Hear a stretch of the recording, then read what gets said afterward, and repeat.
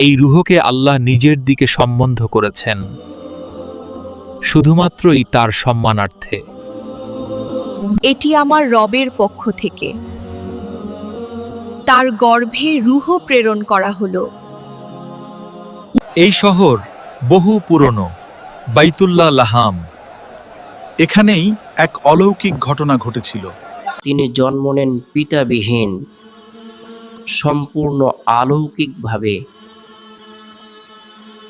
আমি তাকে ও তার পুত্রকে সমগ্র বিশ্বের জন্য এক নিদর্শন বানিয়েছি। ঈসার দৃষ্টান্ত আদমের মতো। আল্লাহ তাকে মাটি থেকে সৃষ্টি করেছিলেন, তিনি আমাদের মতনই মানুষ।